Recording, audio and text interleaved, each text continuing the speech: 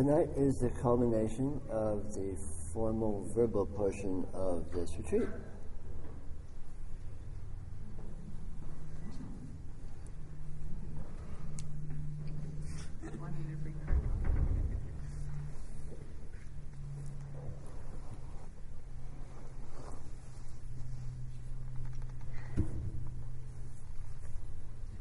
We've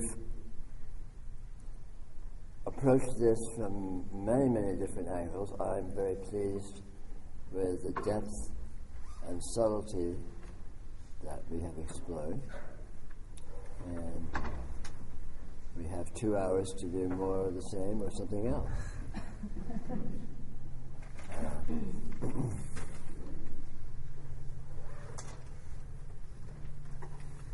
So, assuming that I die of a heart attack tomorrow at noon, is there anything that I could offer you that you haven't gotten this yet? Yeah. Well, it's more of a report. I already told you that you were right about everything. That's a given. Please, don't do that. It's only because you are. It's very the afternoon started out normally enough in that I took my nap and hot tub, and I came back and I go, I wonder what everyone else is doing. And it's sort of like, oh, everyone else is probably doing something fun, or they're the juice is without me, exactly. What was me? The juice is out there, and that's like a really kind of a normal kind of condition, and that's why I come to a retreat, etc. And but then I started taking my hike, and all the things you're talking about, intimacy, and the world is slamming in the face, or I'm slamming the world, the whole thing's slamming. Yeah. And all of a sudden, it just sort of turned the whole tables. The juice is here. Yeah. And everybody, you missed it. I was out in the desert, and you should have been there. No, but it was really quite peculiar feeling of landing here. Yeah. A very peculiar is the only way to say it. I could say profound, but it's more peculiar. That's appropriate. What's going on here is very peculiar. Yeah. And then see the dust storm coming in. Oh, yeah. That was really. I'm here. I'm in the middle of. I'm out beyond those hills there, and I said, well, I better be getting back. And it's such a weird thing because the wind was blowing the wrong direction for the. Still getting close, but it was blowing the wrong direction. And then it started coming from all sides, and it was like, it's just it was my show. Mm-hmm. And anyway, I wanted to thank you. Thank you. No, I answered. No. So, is there anything else?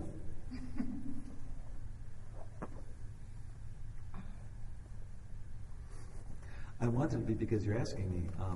I think that's. I don't know. It seems like that's kind of the. I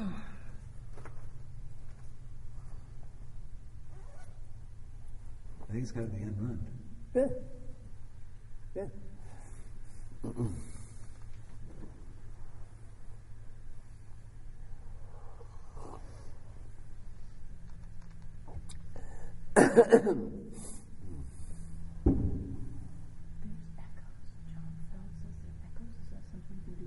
There's echoes. I don't. No. What? You're talking about. It's an echoey room. The world is an echoey place.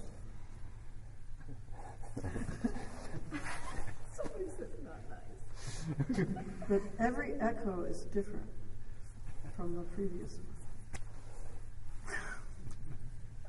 I'm raising my hand. Yes. All right. Finally. Hey, I'm thinking that you're going to die tomorrow. Right. Okay. Fair enough. So all day today, not all day today, whatever. Frequently, it concerns me that people in my life are going to die. Sure. It's a problem. And it's like a rough one. It's like a what? It's a hard one. Right. Okay. Because I'll worry. What the hell, help me through that one. Well, They're all going to die. And I think that you're going to die. I am going to die. Everyone's going to die. You're going to die. Everyone in your life's going to die. I can't really be sure of that because when that comes up, like, oh yeah, everyone's going to die, I think, I don't know what the fuck this is, and I don't really know. Right, okay, fair enough. I've seen a few deaths, people have died, whatever, but I really don't know what this is. Right? But I do have a history of being absorbed in, oh God, people are going to die. Fair enough. Yeah. Well, it's a good thing to be absorbed in because it's reliable. They are. You know, at least you're interested in something that is actually there.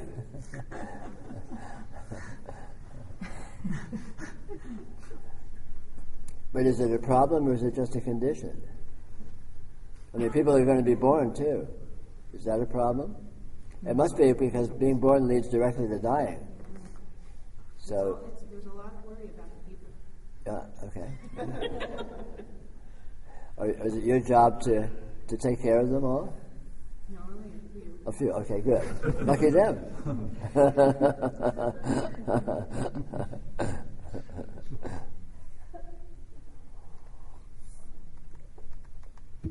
You specialize.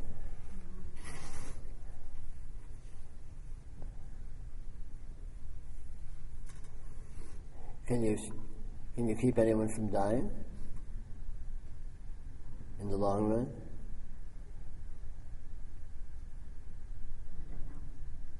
I don't either. Maybe you can.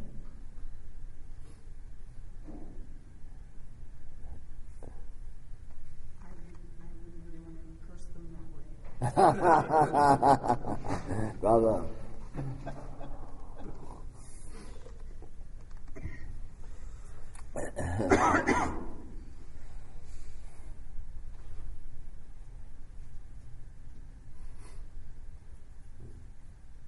It's just a repeating storyline. I'm just sort of saying hello to myself in a few weeks when I'm listening to this. And I got through without saying. Hi, Beth. Future Beth, hi. That was present then. Oh, this is present Beth. Future breath. Future present. Oh my God. The future is the present. Then.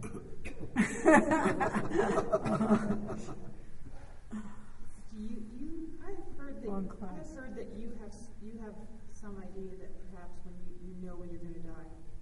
I know when I'm going to die. Yeah, you. I'm going to die. When I die, it's going to be now. Right. I know that for a fact. Now, do you have some idea if that's something that you're capable of seeing, that you're like, oh, I'm going to die a year from now? You in particular, do you have that? I have not. I would say no. I think I'll know when I'm going to die. I think I know when I'm not going to die. But at present, I couldn't pin it down any more than that. I think I'm not going to die in the next 5 minutes. But hey, who knows, right? Maybe I'm wrong. Well, you were saying noon. Sorry? You were saying noon. I was saying if. That was an if. Oh, That was a subjunctive kind of a thing. Very well. Do you have any idea when you're going to die?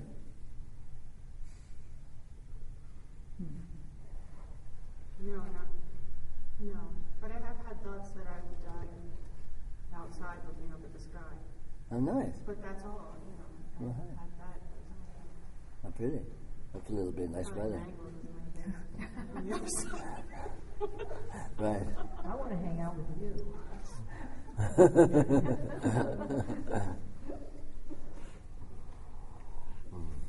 it's a big question.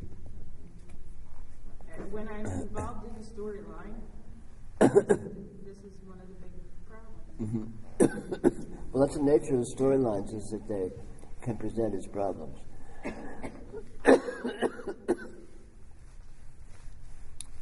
But when you're not involved in the storyline, how much of a problem is it? Yeah. Then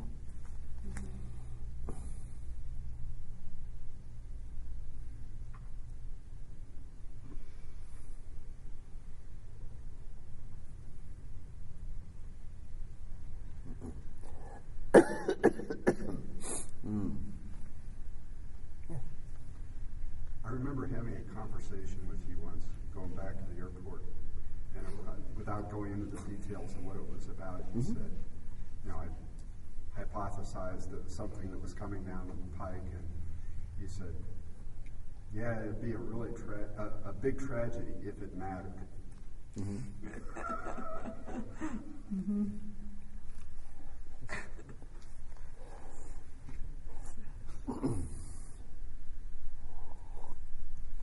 I guess I have trouble with it if it mattered part. Like I have difficulty seeing it that way.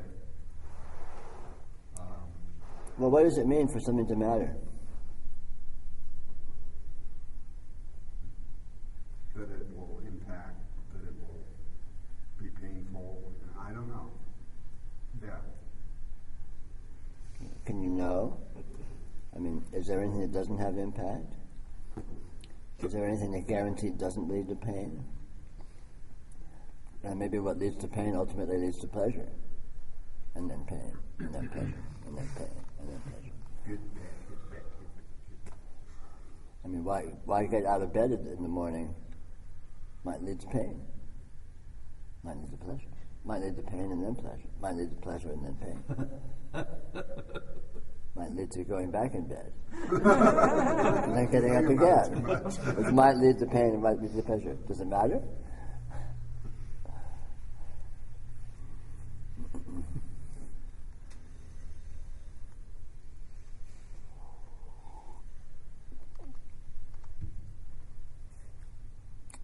We're in this unceasing richness of multidimensional experience. And all qualities are just being presented unpredictably. You know, it's pretty cool to me. It's not safe, but it's not dangerous. It's just weird. Right? So does it matter?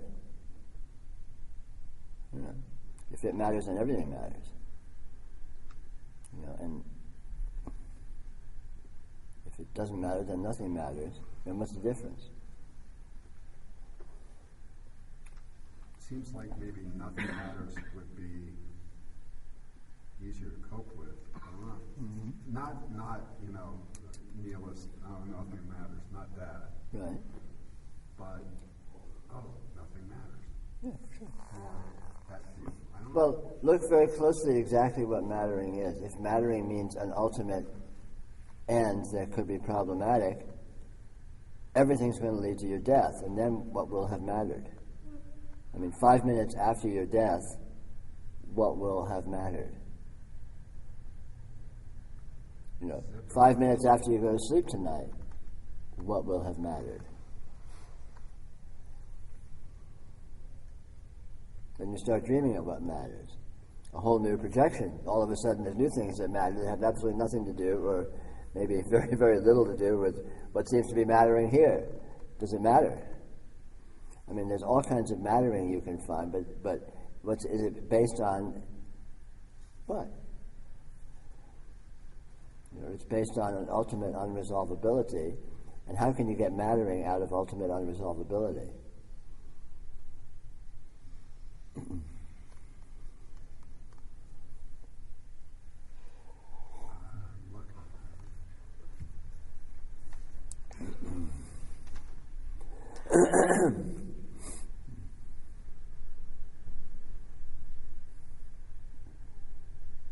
That's something I'll sit with for a bit. Sure, why not?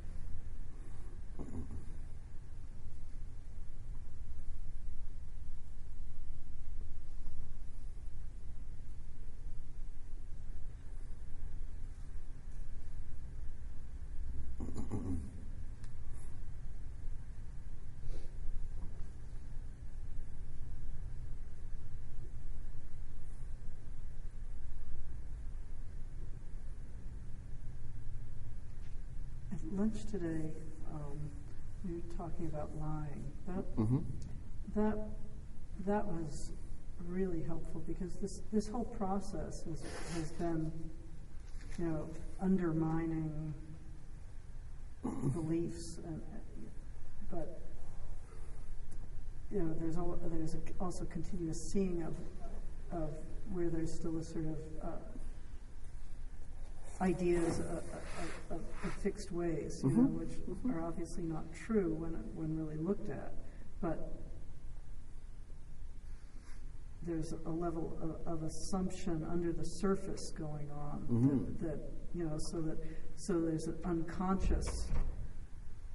There has been unconscious operating according to fixed ideas, and there probably still is. But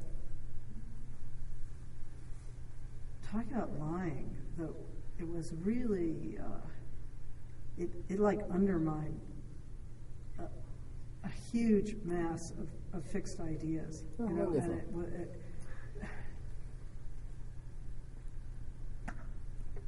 what I heard you saying just felt so, so true in my heart. It was really interesting. Just laughing. But I thought, that was at lunch, and there weren't many people in the conversation. Maybe you could share that with the group.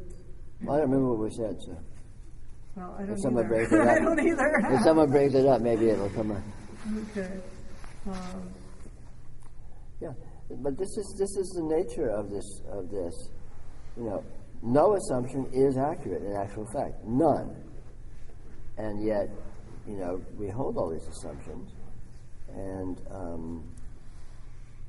we typically hold them unconsciously, so we don't even know we're holding them, so they're hard to address. That's basically it. Because So, when I'm aware of it, then I Right. can see it. And Sure. So, one of the aspects of the symptoms of this yoga is tripping over these things and going, wow, I didn't even know that was there. How funny. And at which point these things dissipate. Because you see the baselessness of that. And every assumption is baseless because there's no definitive basis for anything. You can't prove anything. Nothing. Because this is ultimately indeterminate. It cannot be a basis for certainty except that it is, which is not an assumption, simply a fact, and can't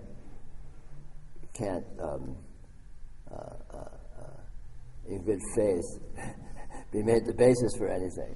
I feel like I'm knowing that fact more and more. Yeah, that's what happens, So more yeah. of the assumptions are coming up to the surface, Yeah. so they're seeable. Yeah. You let go of facts that you hold that are not factual, at which point the fact that is factual comes clearer and clearer into focus. Yeah. Yeah, and there's an incredible feeling of lightness and freedom that comes with that. Yeah. Yeah.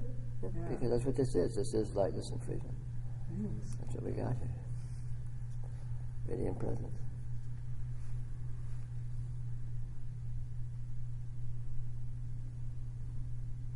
You have to be very artful to make a jail out of radiant presence. Well, that makes most of the population on Earth master artists. Indeed.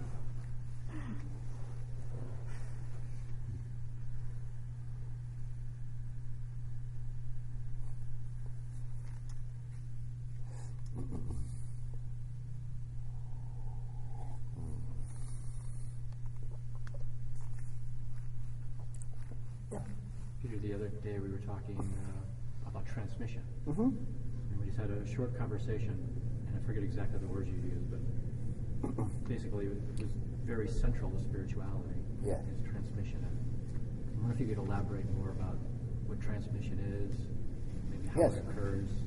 Transmission is seeing what this is.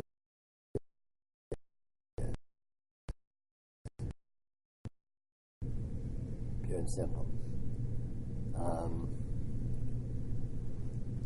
And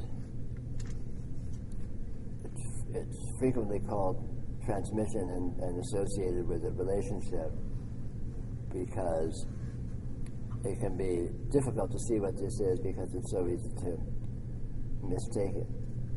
It's so easy to fall into partial interpretations and stop there. I think that's it.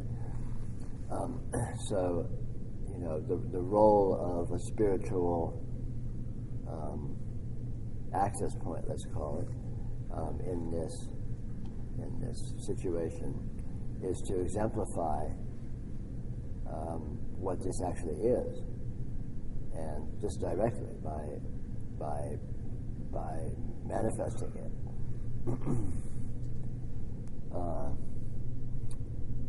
So you get to see non-verbally. You just see,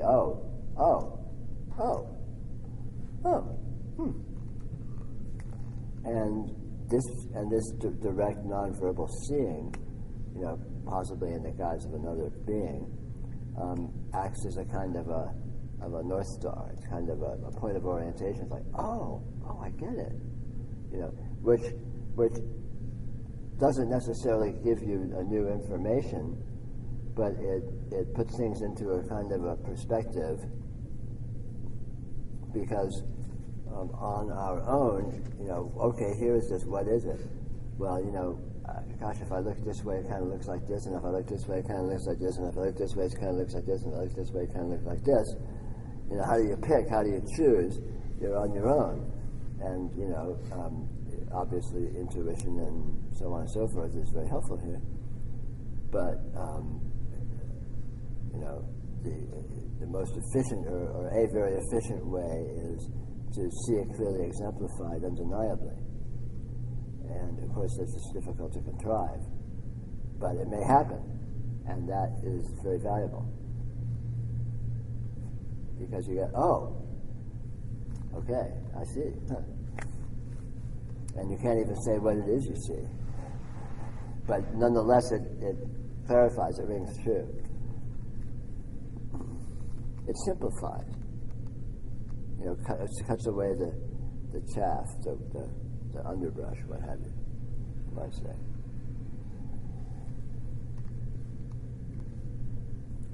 So if you ever find yourself in that situation, then you'll see that that's what it consists of.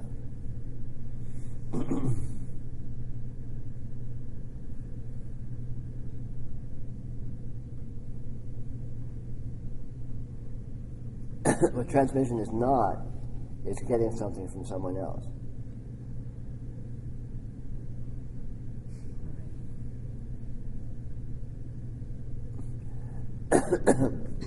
What it is a seeing. And you may see something for yourself that another person is clearly seeing. And because they're clearly seeing, they exemplify what it is, maybe non-verbally, but serves as a kind of a point of orientation for you to see. Would it be a mistake, Peter, to say that in the same way that the practice of noticing is noticing the fact that there's only noticing, that transmission, in essence, is transmitting the fact that there's only transmission? Yes, very much so, sure.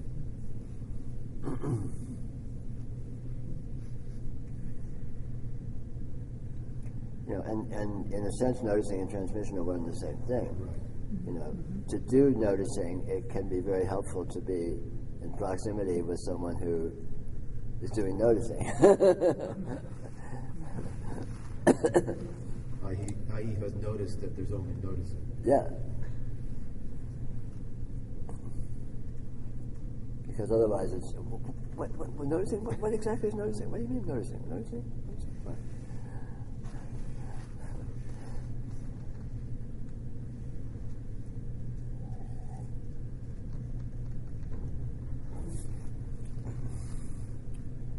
Noticing is just experience itself, and obviously experience itself is and has been ongoing. So, it's paradoxical that you could possibly not notice, and given the fact that you've never been doing anything but. And yet, strangely enough, it's almost like that. So, this discovery of this paradox, and then the revelation of noticing, and then the stumbling on the trick or tricks of being able to be in that directly, is a very nonlinear, strange process, to call it a process. I don't know that it is a process.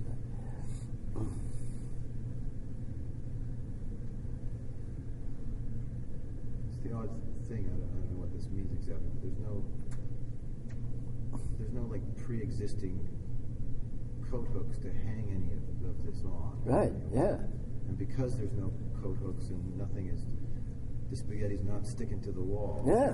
It Yeah. feels like, well, it's not cooked then. Yeah. There's no wall. Yeah. It's very slippery. Yeah. And in this slipperiness, it's easy to, Well, then it's nothing. yeah, it's easy to not see it. It's just it's so subtle.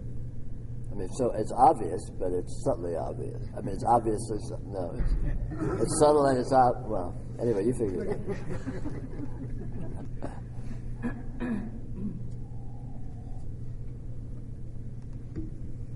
The difference between noticing and not noticing is extremely subtle, because of course they're one and the same.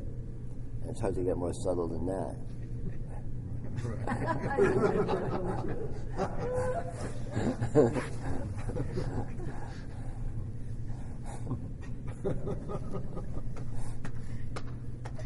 You're having fun. Can we go to unconscious? Mhm. Because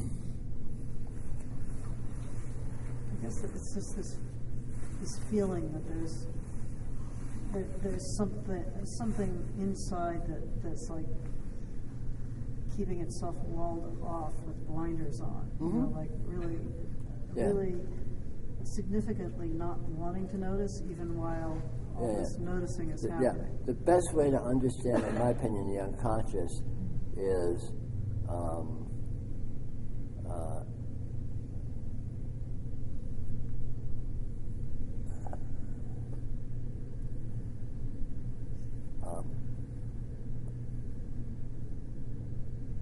subtle energy system.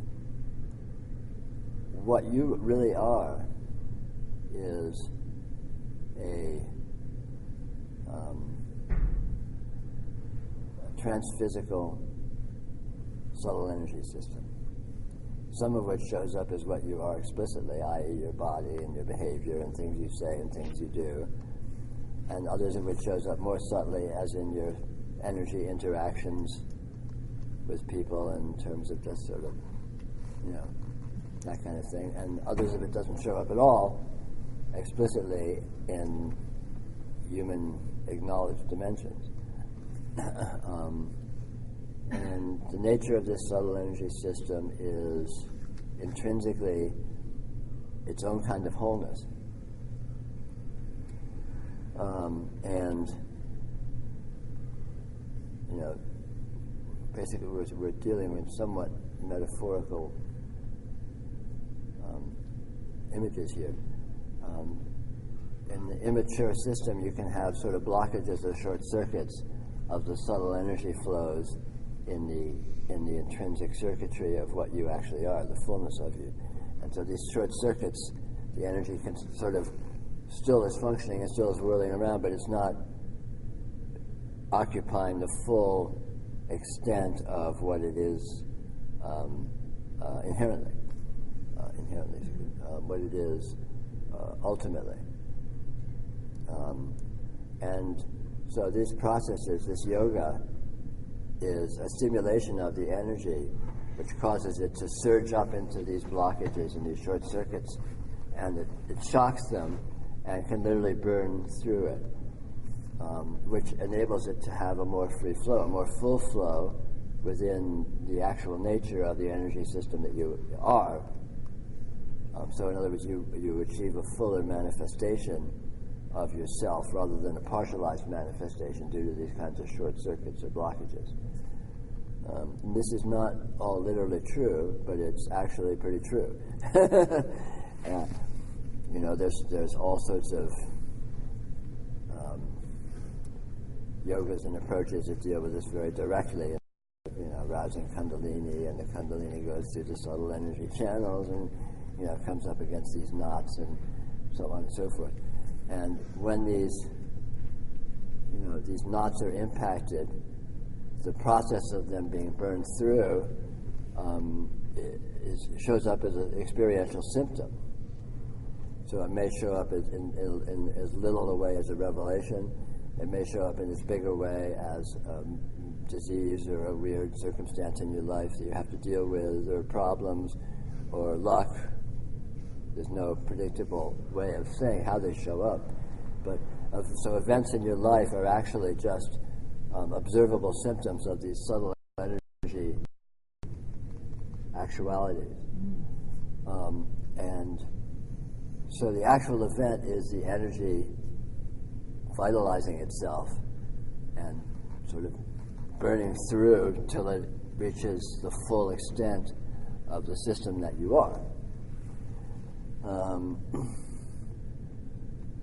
And needless to say, most of this is unconscious, because most of what we're conscious of is a sort of a human framework and more or less sensorially oriented, and more or less environmental interactions and so on and so forth, which is only a very partial display of the aspects of the subtle energy phenomena.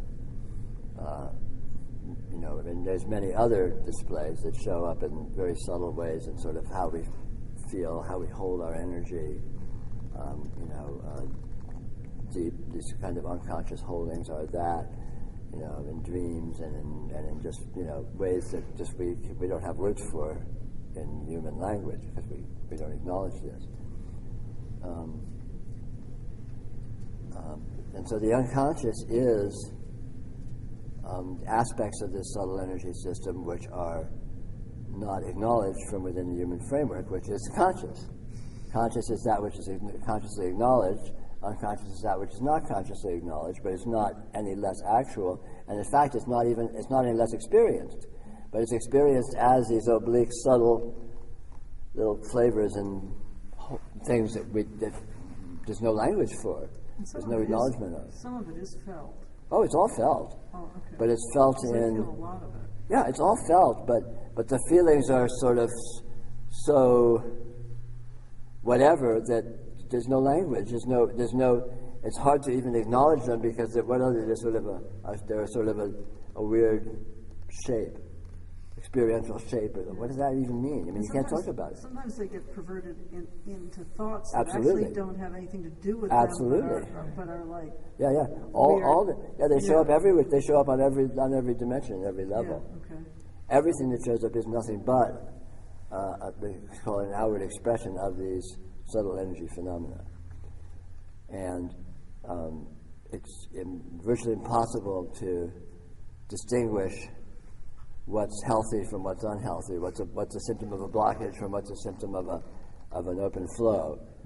But it doesn't matter, because the only thing you need to do is sort of feed the energy, and it has its own intelligence, and it fixes itself. It's just like a self-correcting machine. It surges through the subtle energy channels, you know, metaphorically speaking, and straightens itself out. So you don't need to understand it. And this, you know, this yoga, this process of noticing, is a very direct way of feeding that energy, of rousing the Kundalini in those terms, you know, of being alive, you know, engaging with your aliveness very directly, and it goes, and the energy goes all through all these subtle energy channels. So again, this is largely metaphor, but it's also pretty darn true from my point of view. So that's, I think, the clearest way to understand that. And the transmission that you were talking about earlier, that's working at all of these layers, Yeah. essentially. Yeah, the transmission is essentially your system resonating with another system which is relatively unblocked. Open in those Yeah, ways. it's relatively unblocked, so your system goes, because of your system resonates with that. Your system knows everything. Your system is intelligent. It is you. It's hyper intelligent, not a plotting, conscious, thinking intelligent, but the real thing. Yeah. I mean, this is how, and we all know these kinds of things just really obviously. You walk into a room and you see someone you've never seen before, and you immediately know an awful lot about them. You know if you like them or not. You can't necessarily say, it's not necessarily linear what you know about them, but there's a lot of information that's you just know it, because this is direct resonance. Mm-hmm.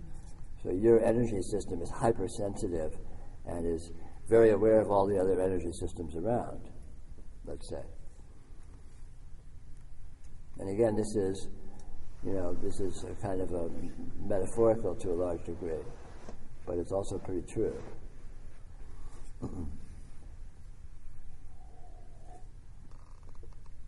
Yeah, it was interesting this morning at breakfast when all those keto people came in, and the whole room was filled with more energy than usual. Sure. It's like my system like took advantage of that. It's like, You vampire you. yeah. Well, they were pretty open with it, They were leaking all over the place. Yeah. So, hey, what can you do? You don't need to apologize. Take what you can. I did. They put the harm back into harmony. All right. What did it say? They had a T-shirt that said, "We put the harm back into harmony." Did they really? Yeah. You put the money back into harmony. I've got to get one of those.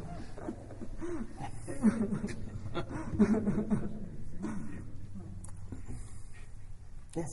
Peter, I just, if you were to, tomorrow at 12:30, I just wanted to take an opportunity to say thank you so much for everything that you guys helped me with through the process of transmission. Because you have been such an excellent teacher in terms of not being at all codependent and allowing me to kind of like draw closer to you as I feel comfortable with that. And I've done a lot of different things in my life and never really found someone I could call a teacher. And I tend to think of you in that way without any of the heavy burden or responsibility that might go along with that. So just thank you for taking up the blue cape Of Batman? Showing. There is this one of Manly People's stories in the Ways of the Lonely Ones is about the master of the blue cape, who takes on the cape, and as he passes on, then the cape moves on to the next person in line. Sure. Okay. Well, no thanks are necessary. The motivations for this are strange and self-fulfilling. Yes. So. I know they're not necessary, and sometimes it's nice to extend that as well. Beautifully said, Lily. Fair enough. Yes. I've heard that before. Yes. Thank you. I love you guys. I love you guys. Isn't that wonderful?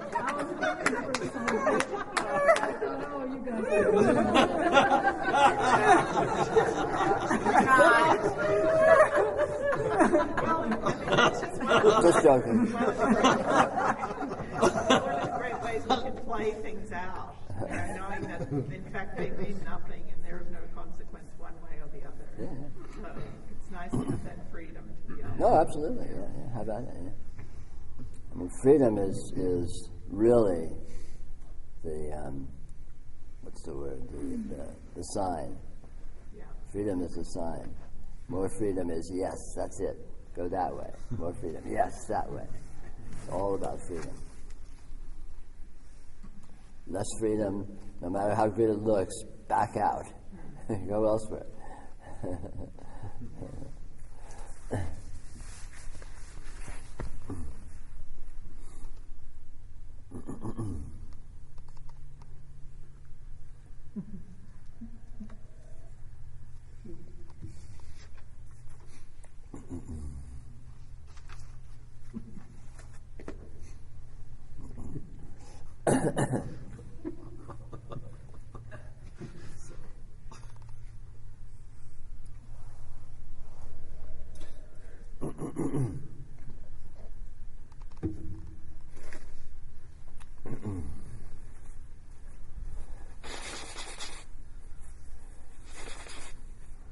Yeah. So, at dinner I was speaking with Dean, and fortunately he was, well, I don't know, I don't need to say what it was. It was helpful, and it's continuing.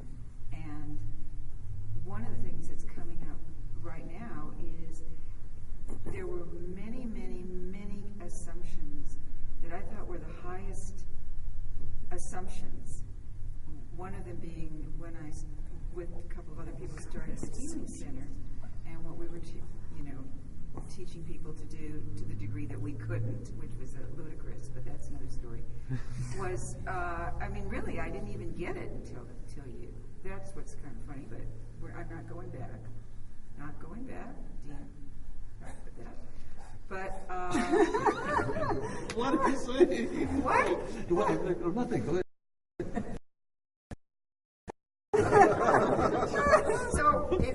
But in any case, we taught presence, and looking through the eyes of God into the eyes of God when you were visiting people who were seriously dying, blah, blah. Sounds very good.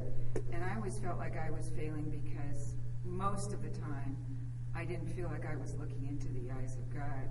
And I'm sitting here laughing my head off right now.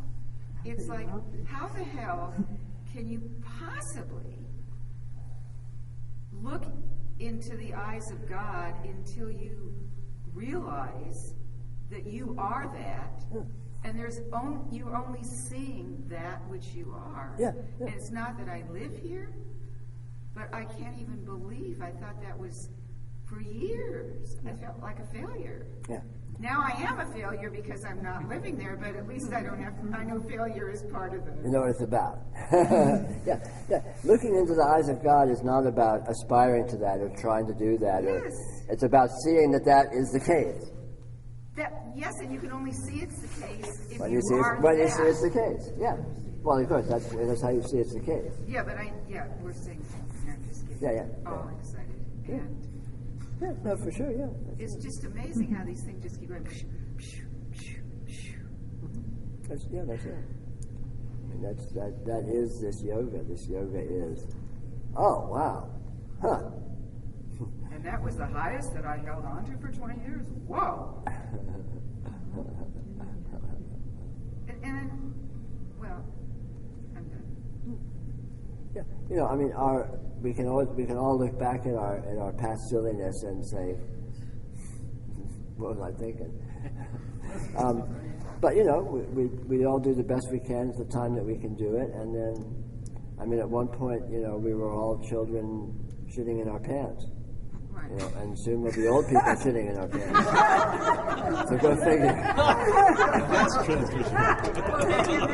Full circle. Yeah, absolutely. And I don't, that really actually was kind of Dean's role, part of Dean's role in the conversation to say what you're saying, and that what I want to say is not just thanks to you, but thanks to you for also magnetizing the level of people. My God.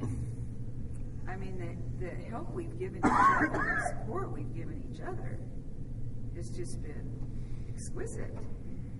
With the questions and one-on-one outside. Yeah, I guess weird people are drawn to weird situations.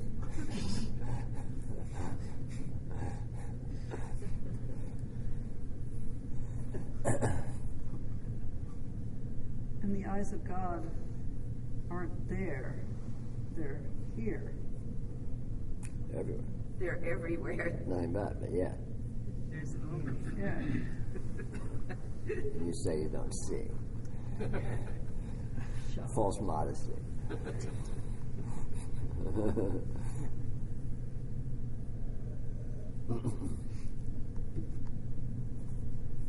Yeah, this is it. I mean, when I say this is it, I mean this is it. This is God. You know, not metaphorically, literally. This is God. This is the absolute. Not, you know, this is the absolute. This is the fucking absolute. You know, whether you like it or not, whether you know it or not, whether you care or not, whether you ever see it or not, it just happens to be the case that that is so. You know, and because it is so, it's possible to see, and that is kind of fun compared to not seeing. You know, so you can take advantage of that fact and do it if you like, and evidently you do, or you probably wouldn't be here, right? And the second piece,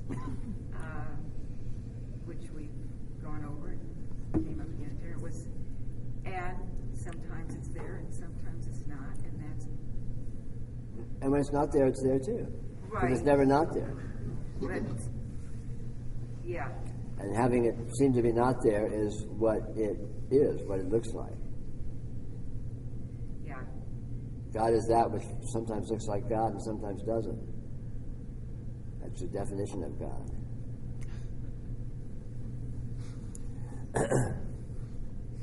Ooh, that's good. Well, I mean, everything you say is good, but that's... I'm a little hyper, so I'm going to shut up. No, it's all good. It's all That's good. good too.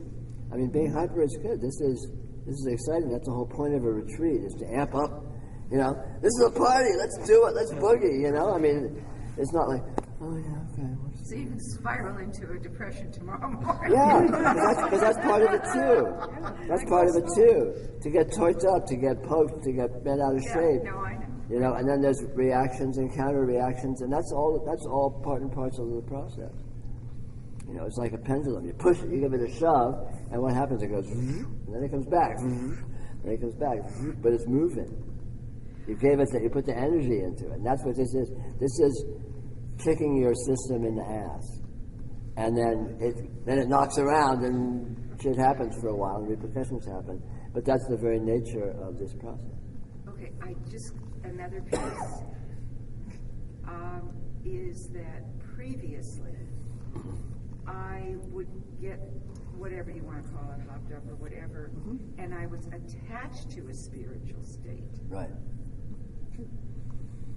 That's part of the difference with this. Right. Yeah. This is you know, I do my very best to be ripping states away from you left, right, and center as soon as I can. Yes, you do. Because our biggest problem is we cling to things, and there's nothing to cling to, and there's no need to cling to things because this doesn't ever go away. And you see that when you stop clinging to things. And if you cling to things, it still is the case, so it doesn't really matter. But it's kind of fun to see. So you can, so why not?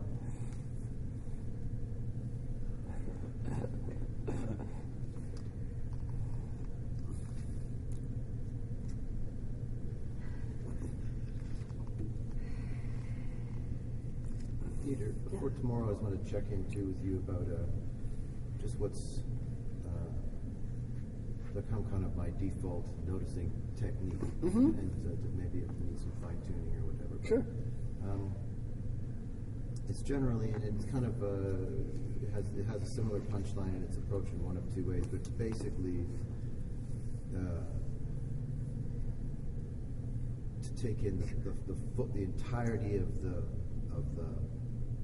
gestalt of my experience, whatever you call the bubble of my experience, like the all-at-onceness of whatever's there in any bandwidth that I could ever imagine or not imagine, to try to boom, see that. And sometimes it requires, when that's what I meant by one of two ways, sometimes I can start there at noon and just go the entirety of the thing and see what that is. Right.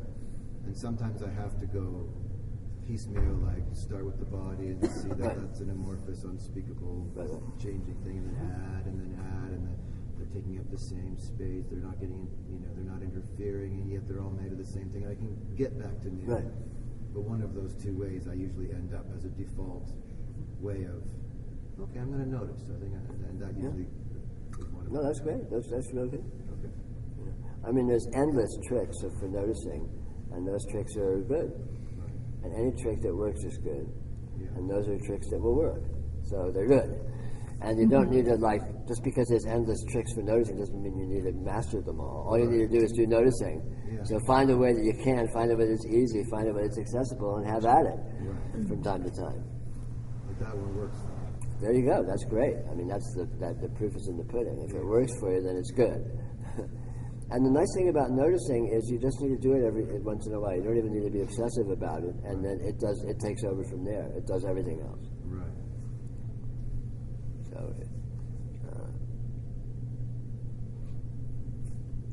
So it's easy. You just need to find a trick to be able to do it to some degree, and just avail yourself of that when you're able to. Not worrying about frequency or anything, and that's it. That's it. Bang. Entire process. Yeah. Whole thing right there. That's it. So that's great. Very good. Yeah. Just sitting in a sort of intimation of the human identification evaporating. And it's like, I've heard you speak, about that, and it's, I think there's, Sangha energy has something to do with this as far as the transmission of spiritual teaching. I was thinking of a spiritual writer, and he has a way of just saying things, a little differently over, boom, boom, boom, boom, boom, and then there's an aha, and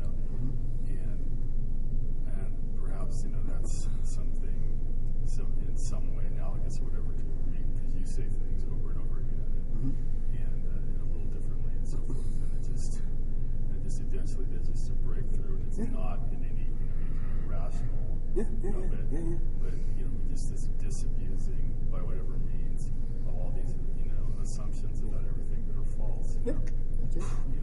Yeah, that's it. That's the whole thing. Well put. It's fun. It's wonderful. It seems to be happening. Yeah, well, that's it. I mean, that's great. That's what we're doing here. And there's only one thing we're talking about, and we're talking about it from many, many, many different angles and aspects, and in the context of very many different metaphors and paradigms and so on and so forth. But it's just one thing. It's just one thing. But it's such a slippery, infinite thing that there's no end. There's endless ways we could approach it, endless ways we could play with it and talk about it and explore it, and tricks to be with it in various ways and all that. But it's still just one thing. So yeah, sure. Well put. Very well put.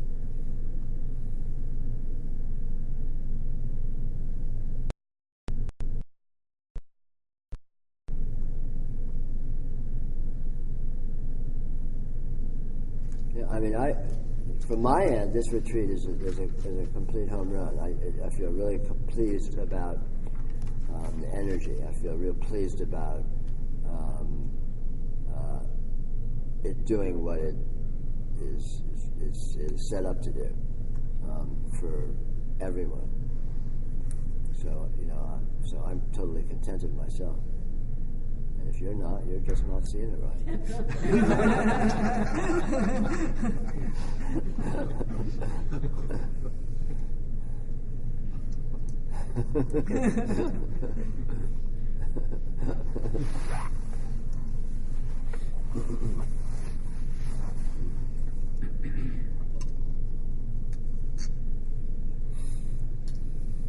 Yeah. Go back to transmissions for another moment Sure. or two. Yeah.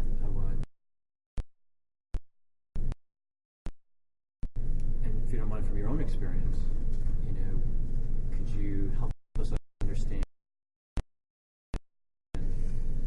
Do you continue to get transmissions as part of being in the space, in the absolute? Or does it, once you realize that change? I mean, could you help? It doesn't assume the guise of transmission. I mean, and again, a lot of this is semantics. What exactly transmission as opposed to what is. But if transmission is transmission, then what is not transmission? And all these kinds of issues obviously are implied in that question.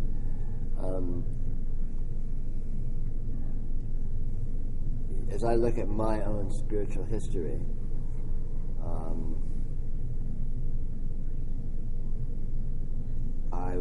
I can see I was destined to realize this.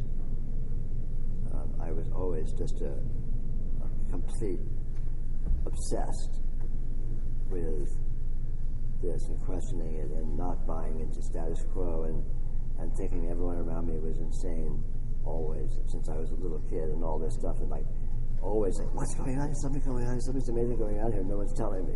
They're giving me bullshit. Why is that? But I didn't know what to do about it, and I just sort of flailed around.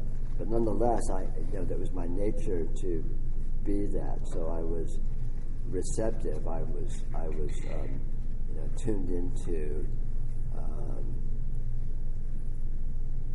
the intuition that this is what it is, and even though I don't see it clearly, I know it's there. I knew it was there, and and that continued, and I flailed around in various venues of exploration and so on.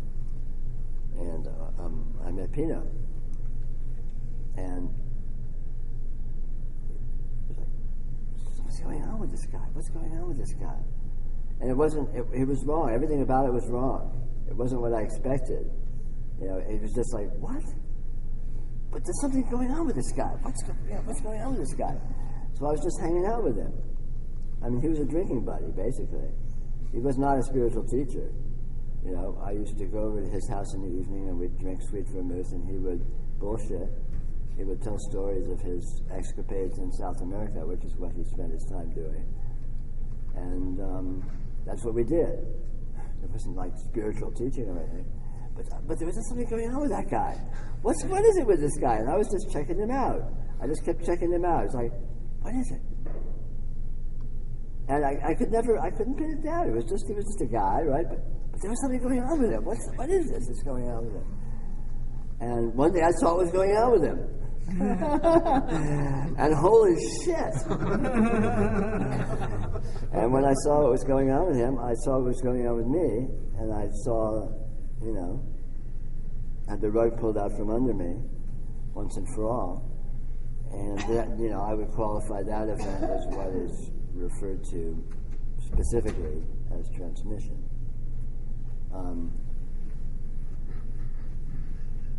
Having seen reality nakedly, it's the nature of reality to continue to unfold to itself.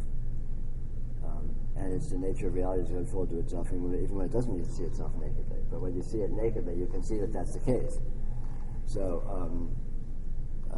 which is why you're always in spiritual unfoldment, even if you're clueless, because life is spiritual unfoldment. Being is spiritual unfoldment, because that's what the verb is here. The noun is the absolute, and the verb is unfolds to itself, and that's what everything's made of. That's what life is made of, and so-called explicit spirituality is just sort of getting the clue, tuning into that fact that is already the case. It's not anything new, and seeing it more nakedly. So when you see reality more nakedly, then you get that, this is always unfolding to itself. So if you want to call that transmission, then everything is transmission, which is fine, because again, it's arbitrary how we designate things. But in terms of, I think, what is more typically or maybe traditionally meant by transmission is more that's more focused catalyst or catalytic event where there's a profound seeing as by exemplification. But that's arbitrary, so you can make it up any way you want. So unfoldment continues eternally because that's all that there is here. The passage of what we call the passage of time is unfoldment. So Yeah, if that's transmission, then that continues forever because that's all that there is. But in a more focused sense, transmission is more of a catastrophic event in one's spiritual history, where through exposure one gets profound revelation. But again, which doesn't come from outside; it's just a discovery of what this is, what one is.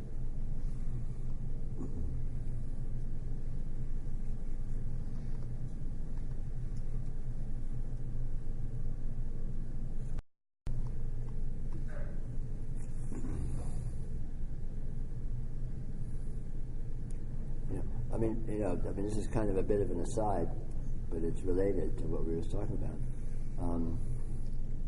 It is so improbable and unexpected what this is that you can't expect it or anticipate it. So when you begin to sort of nose into it, it's kind of like, well, wait a minute, this isn't what I thought. If you're holding on something and it's what you thought, it's probably not real. But if you're holding on something and it's weird and unexpected and surprising, and what the fuck? What is this? What's going on here? There's something going on here, but what is it? What is this? This is weird. It's not supposed to be like this. That's a pretty good sign, because realization is the most surprising thing that can possibly happen. Not simply because it's huge, but because it's so different than you could possibly anticipate. So profoundly different than you could possibly anticipate. It's like, holy shit, what? I never would have guessed.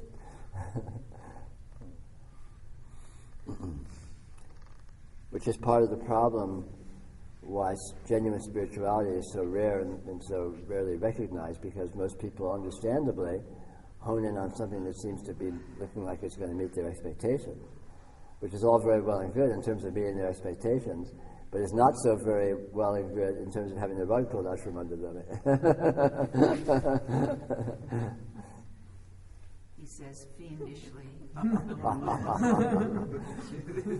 I'll get you and your little dog too, my pretty.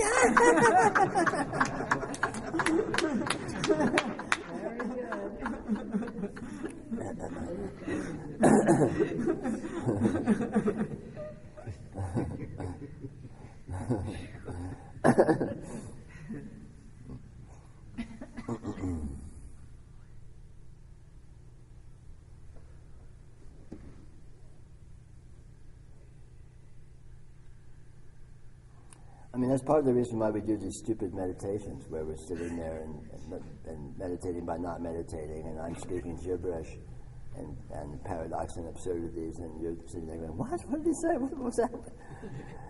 Not because it's meaningful, but because it's unexpected. I mean, what do I do with this? This isn't what I signed up for. What's this bullshit? And so it's that very sort of a-formulaic nature of that is the point. Just sort of to be off balance, to be like, what am I supposed to make of this, or not? Or why am I here? What is this? This is nuts. Which is actually a very good, a very useful frame of mind for genuine spirituality. It seems to be too coherent, seems to make sense. Watch out. Well, in most spirituality, we want to be told what it is. Sure. We want to be given guidelines. We're like children. We want to be. Sure. Naively, it makes sense that would be nice. But it would be nice. Oh, it's this and it's that, and it all works and it all fits together, and this is what you do. And oh, how nice. Like the meditation with the sun shining bright. The whole, everything, the whole thing. It's all, and it's like that. That's all very well and good, but that's not it.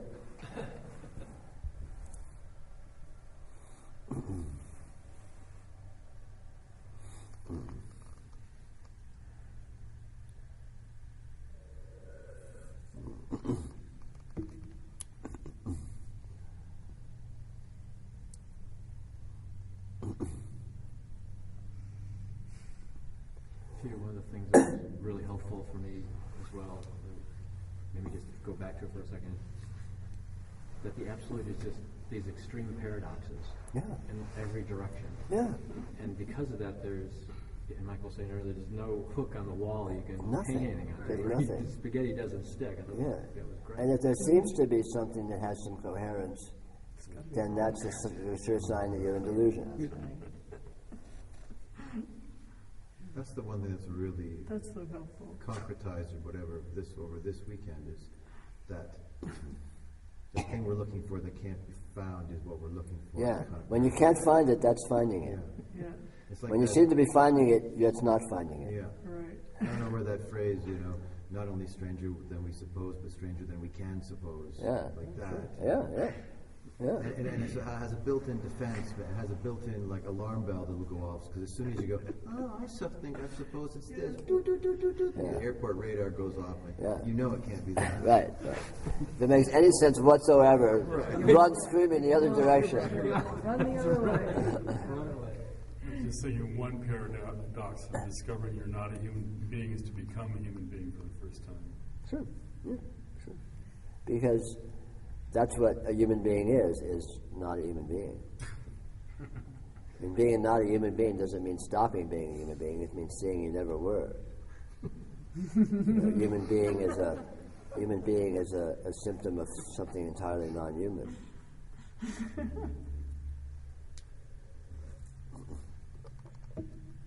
Or let's say transhuman.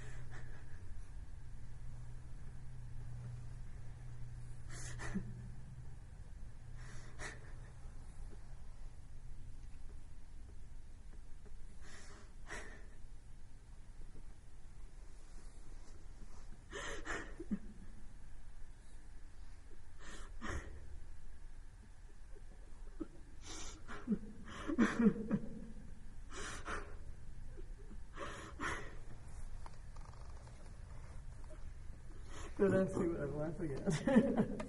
No idea.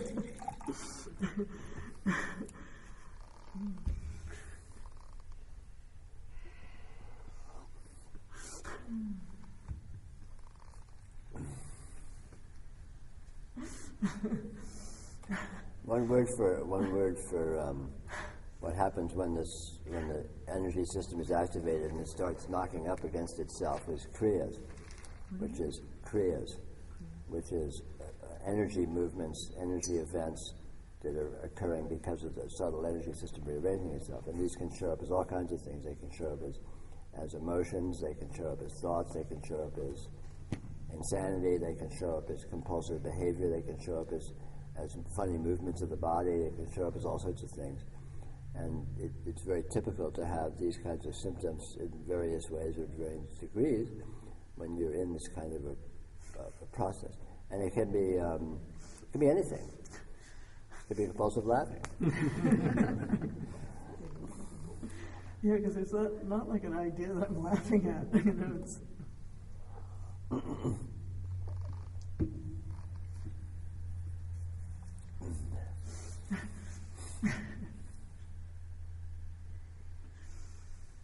it feels good. Feels good when the energy moves. Energy is joy. Energy is life.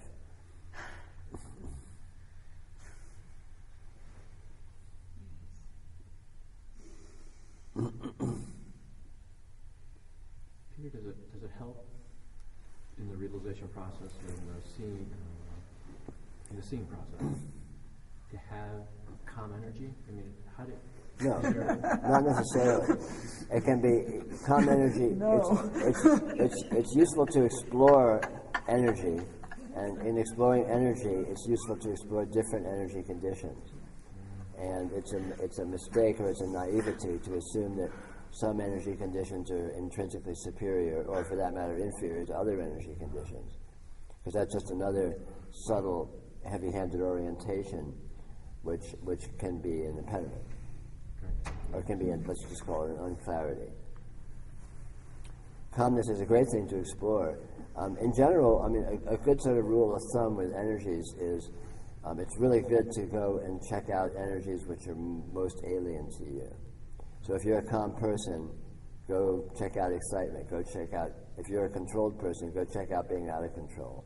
If you're an out of control person, check out being calm and in control.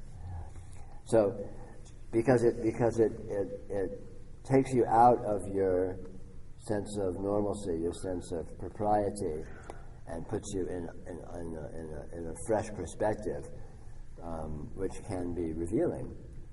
Because energy, of course, is, like everything, is not what you expect it to be. So being with it in fresh ways, in uncharacteristic ways, helps you maturing, helps you being with it more maturely, more accurately as it actually is, let's say. Good question.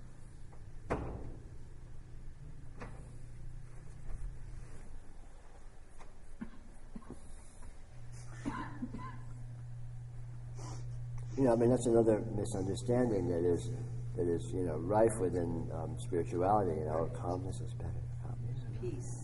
Yeah, peace, love, find calmness, find. It's like,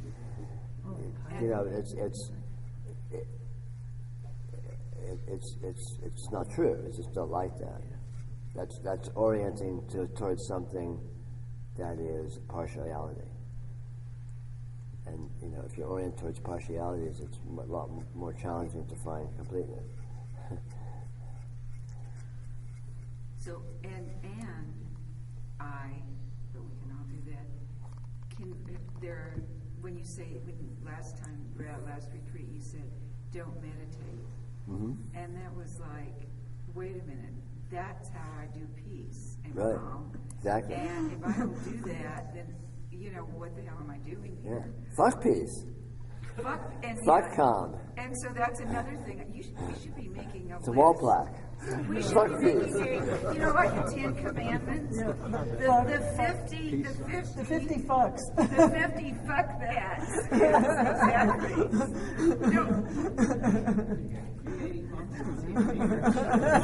I hope so. I sincerely hope so. You're my roommate, but you're a bad influence.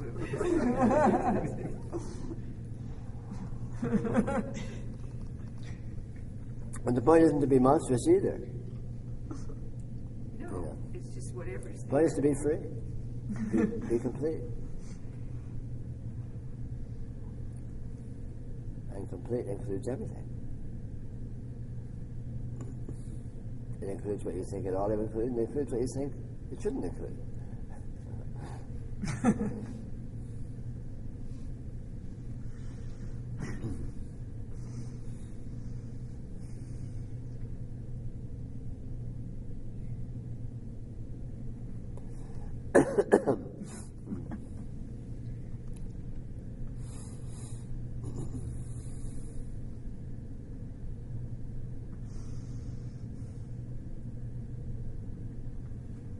A topic came up today in a discussion about peak experiences and the desire to get back to that high altered state, bliss, far out, whatever. Right. Could you speak to Sure. It's a twofold situation going on. One, the peak experience, there's an intuition that there's something spectacular here. And two, in the peak experiences, there's a misunderstanding that the spectacular is a function of the particularities of what the peak experience seems to be, or what brings it about, or what it looks like. So peak experiences are wonderful for indicating spectacularity, but peak experiences are terrible as being traps that you can fall into and orient towards and assume you have to get back to it. So it's sort of a double-edged sword. So yeah, by all means, find what you found in the peak experience, but find it somewhere else. Find another peak experience. Find a valley experience and find the wonderfulness there. You know. The same way of saying, and if you haven't had the peak experience, don't go looking for it either. Yeah, sure. I mean, that's the essence of noticing. Noticing is finding that wow factor wherever you can. And you may find it in peak experiences, but once you become skillful at finding it, you'll be able to find it in the oddest places. You know, because specialness is not a function of states. It's not a function of experiences. Specialness is what we got. Specialness is what this is made of. And we we make the mistake of associating the specialness with particular experiential conditions. And that's an immature point of view. And to get to the full specialness, we have to outgrow that. We have to go through that. We have to develop a more mature engagement with this that notices the specialness anywhere you look. You know, because specialness is not about being special. Specialness is just about being. Being itself is as special as it gets. You know, and any being is that specialness. So, and that's the goal: seeing that, experiencing that, rather than experiencing it in peak experiences. And it's very paradoxical and slippery because that's not to say to avoid ecstatic experiences or something. Ecstatic experiences are great fun. Hey, orient to them all you want. I mean, have as much pleasure as you can. Have as much joy and what's the word? Bliss. Bliss. You know, peak experiences are great, but see what they really are. They're just a lot of. They're constituted of. Yeah, they're fun.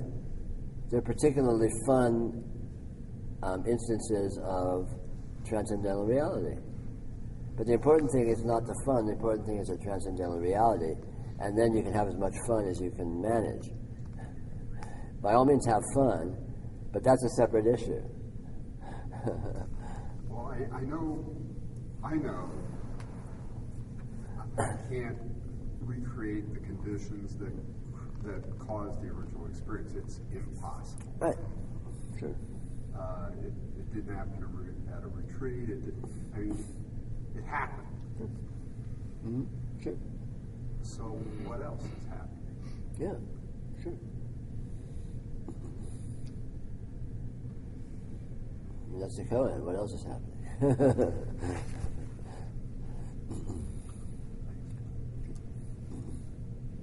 What's happening now? Yeah.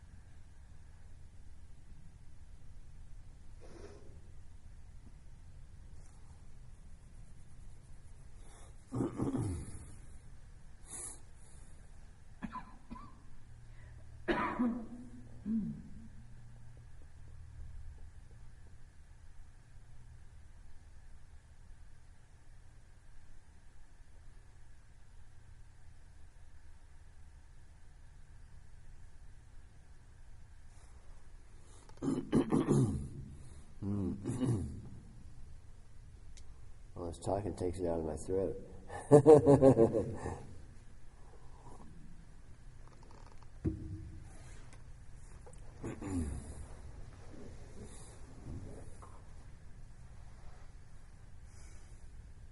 I'm usually pretty quiet.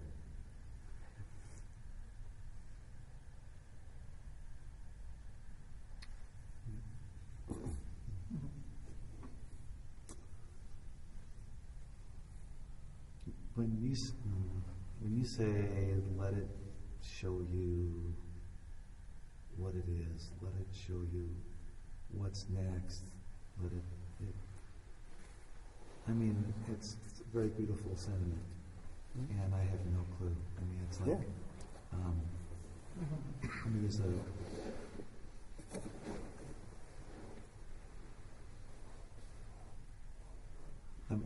I'm intrigued. I almost have like an anxiety about it a little bit because I guess the level of trust or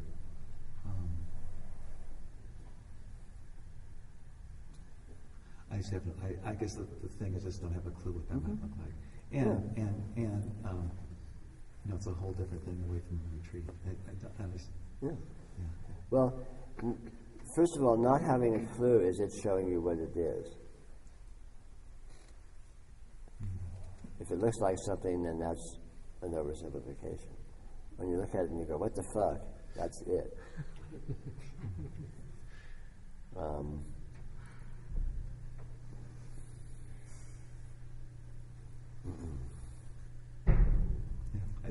thanks. I just don't know I have no idea what it looks like. So. Yeah, that's seeing it. It. That's seeing it. Yeah. That's seeing it. One of the Dzogchen Pith instructions is, when you look for it and you don't find it, that's finding it.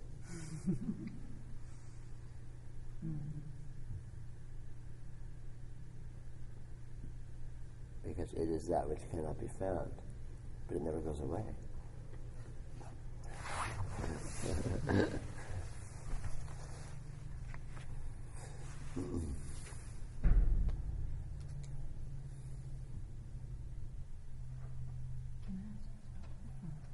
You good?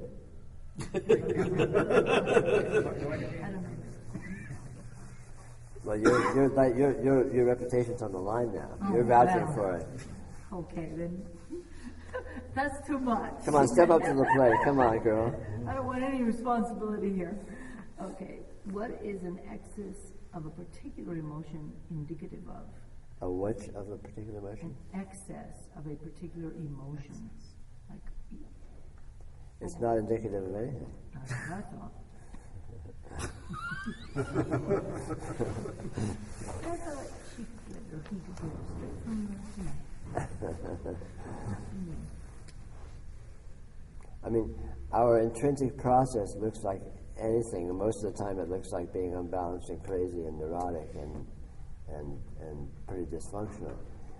And certainly excessive emotion and excessive compulsive behaviors and all these sorts of things can be part and parcel of what that looks like. But that is our process. So that's right. That's just exactly the right way to be when it's time to be that way. What's the answer?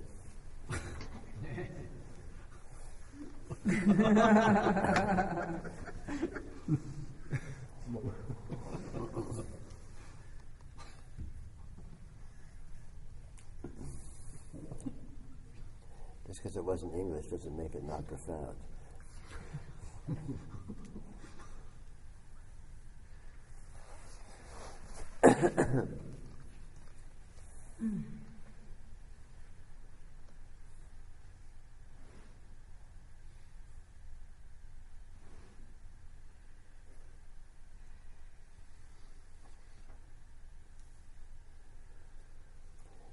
The process of spiritual unfoldment looks like being an unbalanced, dysfunctional human being.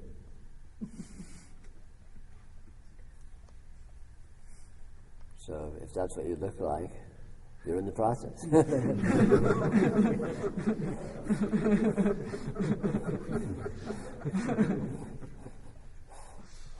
Or let me say semi-functional, maybe. We usually aren't that hard on ourselves. Aren't those the kind of people that are attracted to spiritual involvement in the first place? Sure, the lucky ones. You know, the greatest opportunity for spiritual unfoldment is when you're the least coherent. You know, people that are really all over the place are actually very good spiritual candidates. You know, it's most challenging, I would say, in most cases, or in many cases, for someone that has a healthy personality and is successful and all that. They're not a good spiritual candidate. Show me someone that's a failure and neurotic and basically falling apart in a wreck, and I'll say, yeah, okay, come on. Yeah. Because they have less to deconstruct. You know, they've already deconstructed. They're already falling apart. They're already dropping pieces as they move along. You know? Shedding. No, it's a great opportunity. I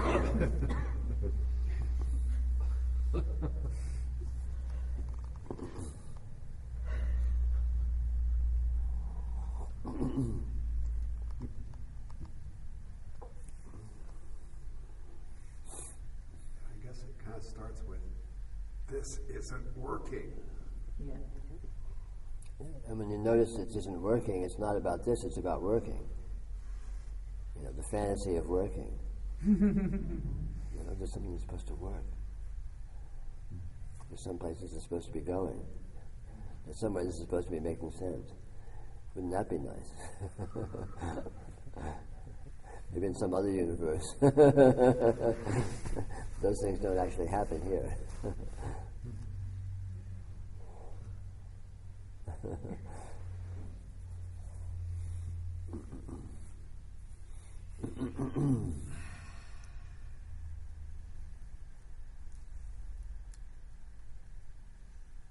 I mean, in a very simple sense, spirituality, the spiritual path is about getting honest. It's about stop bullshitting yourself. It's about calling a spade and letting, stop insisting on spin doctoring things and living in denial, which is really a very, very simple way to see it.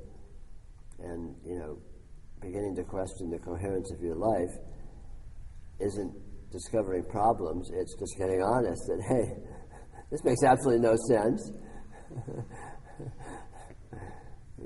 That's just taking a more accurate stock rather than discovering a problem that shouldn't be there or that needs fixing.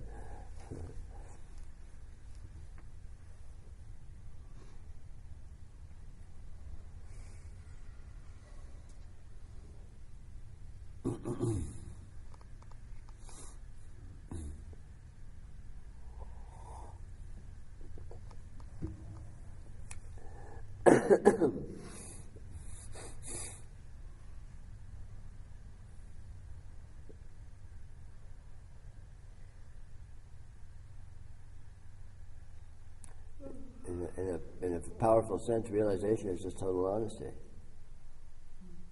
It's just letting what is be what it is exactly. And delusion is some degree of spin doctoring, some degree of denial.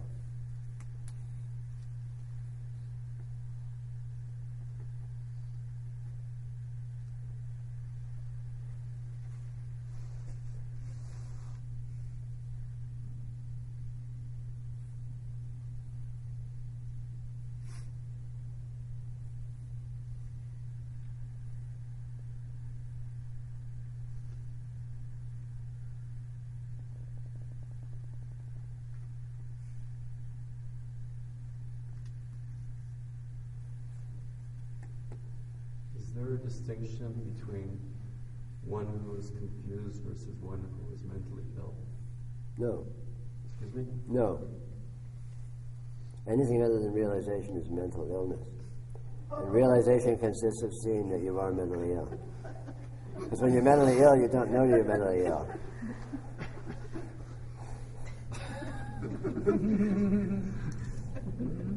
To have a mind is to be mentally ill.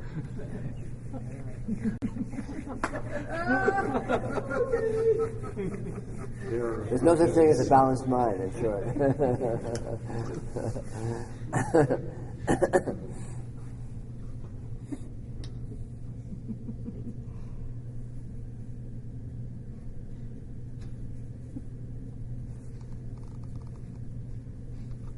Am I right? Good news from other man. No, nothing you say is true. And that's the truth. in the strongest possible sense, that's the truth. You can see what is true. Nothing I say is.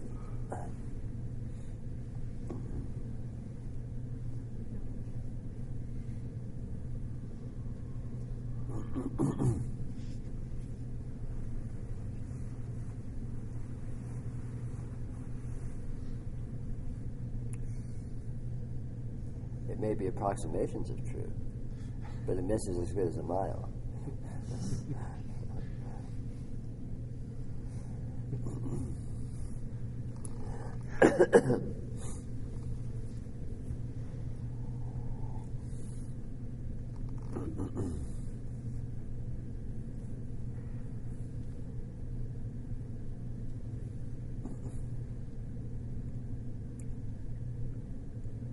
Anyway, what I say doesn't matter. What matters is you. You're here for you, you're not here for me. I don't matter, I'm just this weird guy at the front of the room talking. Gives it a very flimsy excuse for bothering to be here. But that you're here is the interesting issue. So what's up with you? And when you leave, it's still going to be the interesting issue. What's up with you? Who cares about me? That's my problem.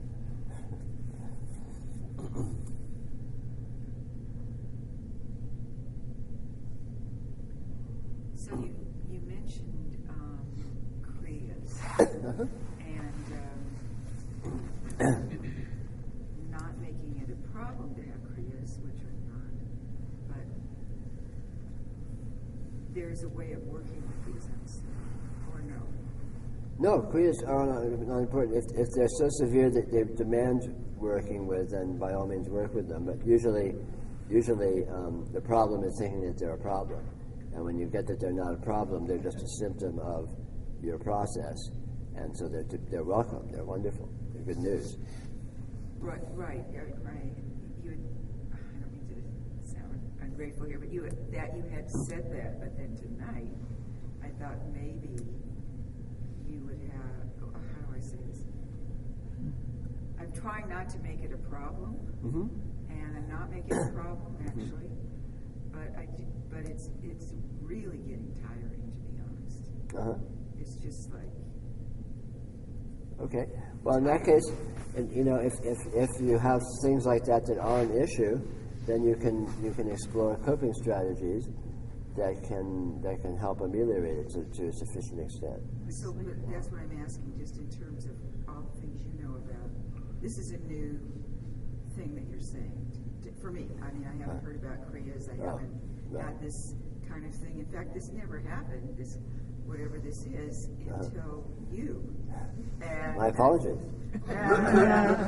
I'm lying. I'm really glad. I'm pretending to be sympathetic. And so since you created this mess, it's all my fault.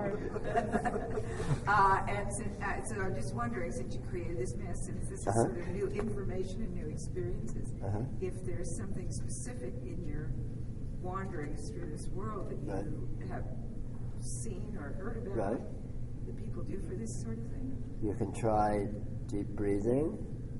I've tried breath sounds. I don't mean to. You can try. No, I'm just suggesting some strategies that you might try, and maybe you might suggest one that you haven't tried that you can play with, or maybe not. I mean, there's all kinds of things. Try anything. One thing you can do is there's a kind of a grounding technique where you imagine. Well, let me not say imagine. You feel your energy basically draining and opening to the energy of the earth, just almost like a sieve. for example. There's things you can try, like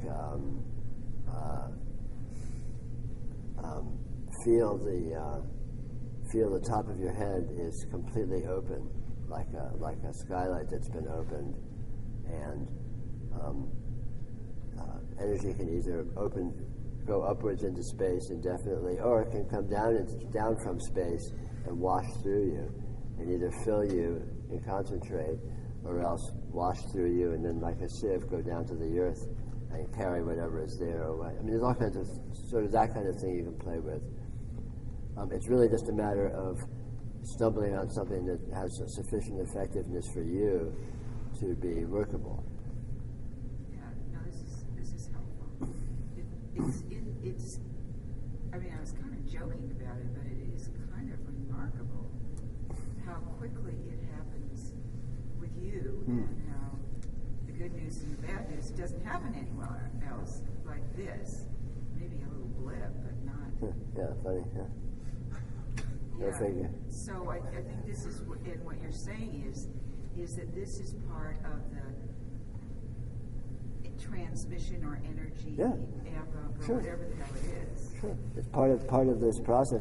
This process, what happens here, what happens in these meetings, what happens when I get together with people oriented around this stuff, is weird.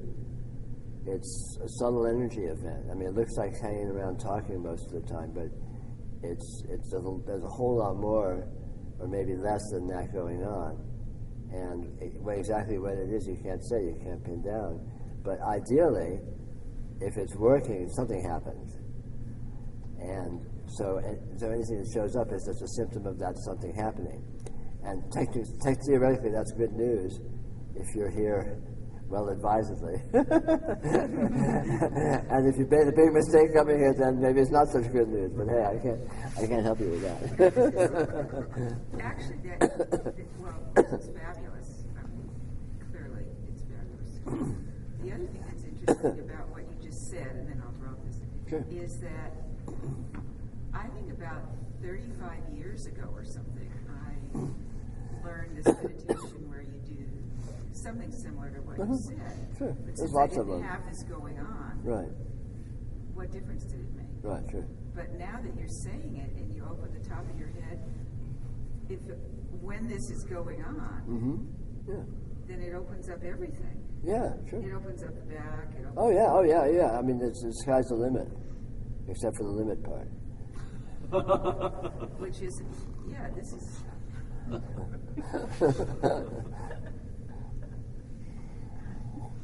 Well. Good, thanks. Sure. We're here to serve. That dude said, reminded me of that phrase from Christianity when two or more gathered in his name. I don't know where it's from, but the transmission that happens just with the intention, even if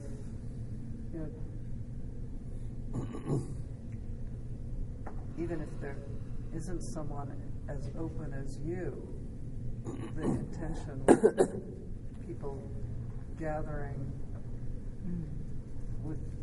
with the intention of noticing. Sure. Yeah. I mean, what this is. I mean, in the broadest possible sense, what life is unutterably weird, and it has all sorts of modes that are unutterably weird, and they can show up in all sorts of ways, and this is some of them, But, nothing is simply what it seems to be. That much you can count on. And you can't get to the bottom of what it actually is, if anything. Peter? Yes? I know there's no others, but let's say there were. It seems like there's a lot of them around me in my life that are suffering. Sure. And I sure would like to help them. Most of them have absolutely no interest in this sort of thing. Right, sure. So is the best you can do just to be that clear Yes. The best you can do is be the best you can be. And that's kind of a koan too, because exactly what is the best you can be, and it may not be what you at any given moment think is the best you can be. But yeah, absolutely.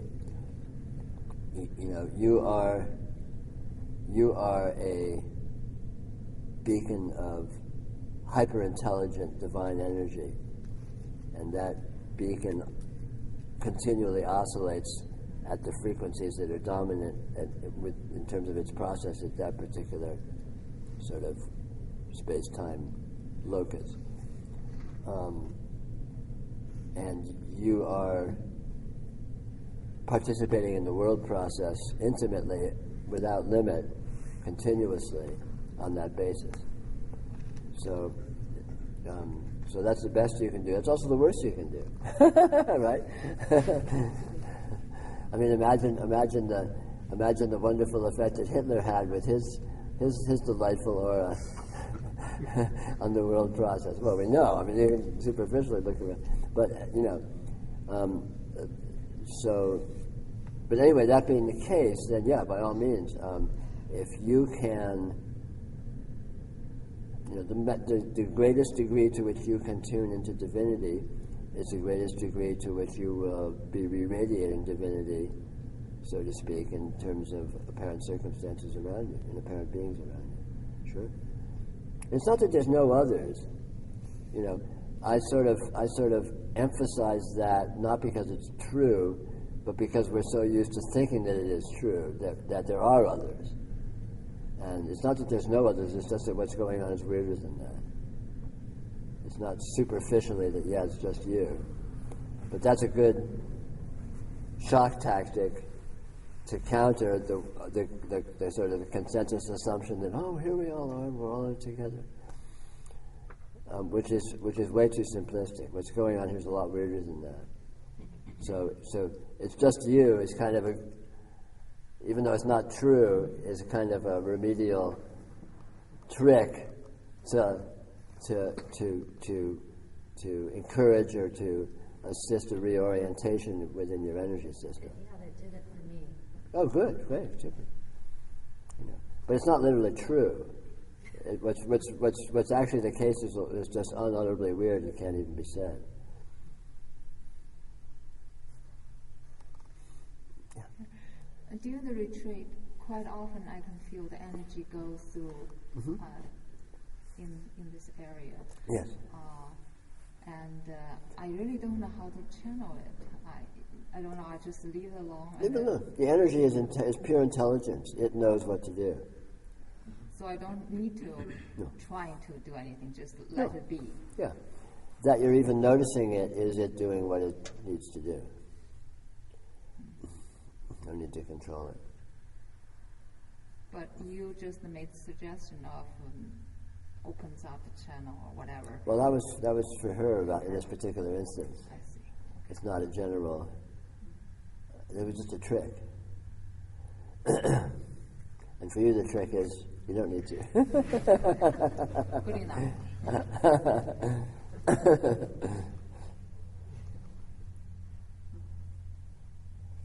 The subtle energy is pure intelligence. I mean, transcendental, divine intelligence, literally. Which is gibberish, but exactly does that mean? But nonetheless, it's true.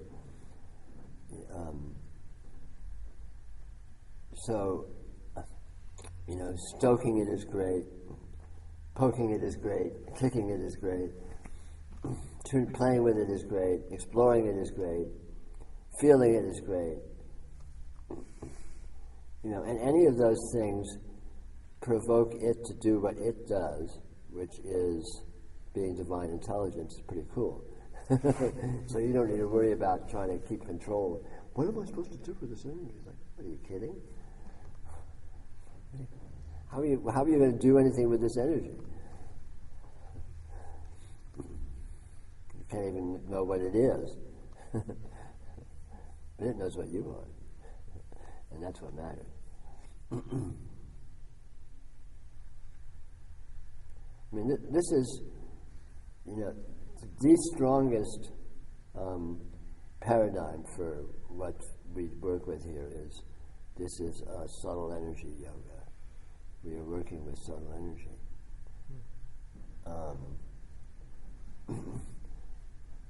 And everything you do is actually subtle energy, whether it looks like it or not, because there's actually nothing but subtle energy. What I call radiant presence is subtle energy. And so all of these silly things we do, sitting around talking and speaking basically gibberish, or these silly non-meditations with all this weird koan-like gibberish, all these kinds of things are subtle energy manipulations, subtle energy dances, and that is the point. That is what is effective, not what it looks like on the surface.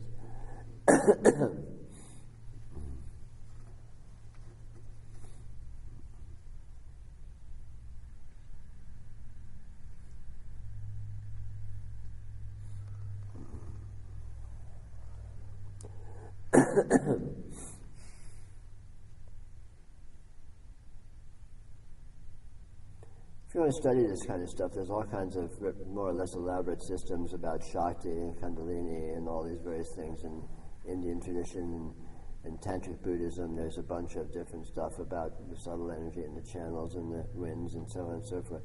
And it's all just different versions of the same paradigm. And it's all basically what we work with here, although we work with it directly rather than in terms of metaphors and picturing it most of the time. Yeah. What's really wonderful about this is that the encouragement to play with it, those texts. I hated reading those because they, first of all, I didn't know what they were. I didn't know what are they talking about, this gibberish. They were making all these definitions, and then they get really careful about it. You don't do this, or it's dangerous, and don't do that, and it's not part of it. It's like, fuck it, it's like... Yeah, danger schmanger. The worst that'll happen is you'll kill yourself or go crazy. Yeah, that's what I mean. Like I said. But no, this is all the carefulness and right. So it's refreshing. Thank you. Well, it's asked backwards. A lot of spiritual traditions are written from the human point of view, as if there's a practitioner and a human controlling something, which is actually not the case. It's the subtle energy which is the intelligence. It's the subtle energy which is actually is the reins. And so playing with the subtle energy is just basically giving up the reins, quitting this pretend spin. You've heard me many times use the example of the child in his car seat, and he's got a steering wheel, and he's going to but the steering wheel's not to touch anything. He thinks he's driving the car, and he's not doing fuck all. The car's driving in. And that's what we are. It's like, oh, let me control my energy. It's like, yeah, right.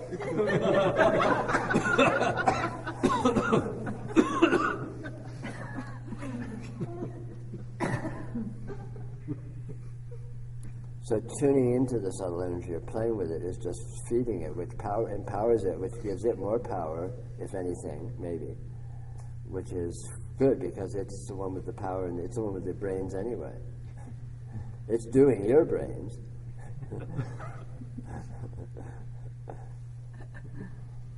It's the real central computer. It's the subtle energy. It's divine. It's hyper-intelligent, it's hyper-spatial. I mean, it's inconceivable what it is. But it's real.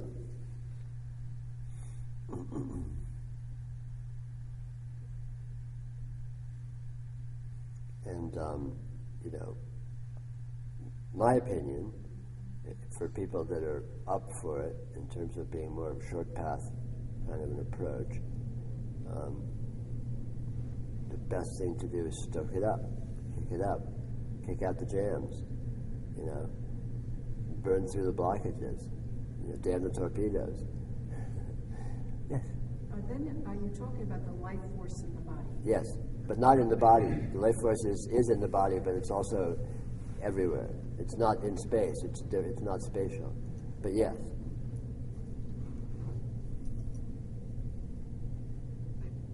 So how would you tune into it? like you can tune into the life force in the body. That's great. Tune into the life force in the body, and you will find that it is in the body, but it's also not. It's also, you can't say where it is because it's not spatial. Yeah. But yeah, now any point of contact is good. So yeah, just a great meditation is just feel your life force. Yes. I mean, really feel it subtly, not in any stupid way of, oh, I'm feeling my life force. Like, no, just sort of feel it. What is it? You can't even say what. You don't even know how you're feeling it, but just feel it anyway. And yeah, that's great. Yeah, for sure.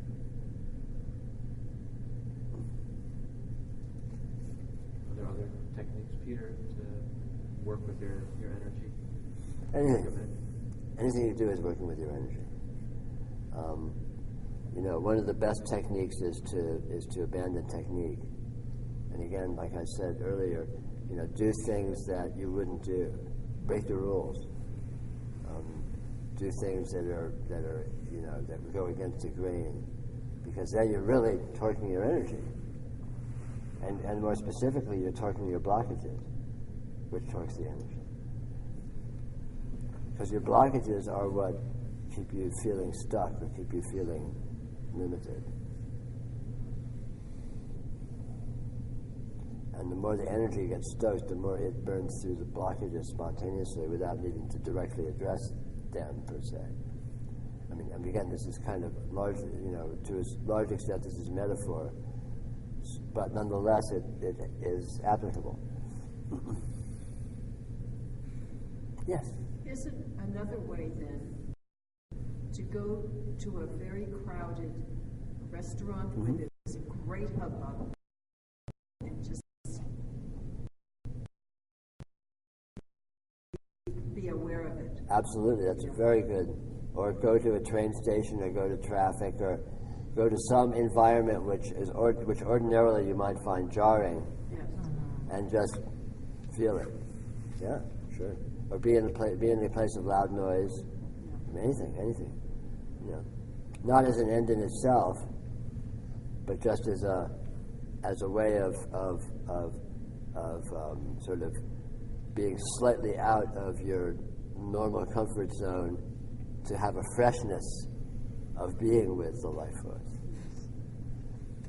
Yeah, that's all great. Yeah.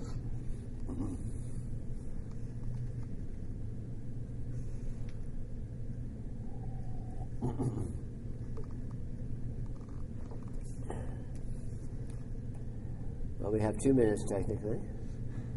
I personally want to thank you all for coming, just because it's been fun for me. I hope it's been fun for you. Yes. And God knows what's going to happen next, which is a good thing because I don't have a clue. So anyway, have a good night. Tomorrow we'll have a short meditation at 9, and that'll be your final exam. And then you're all flunked. Which will be your graduation.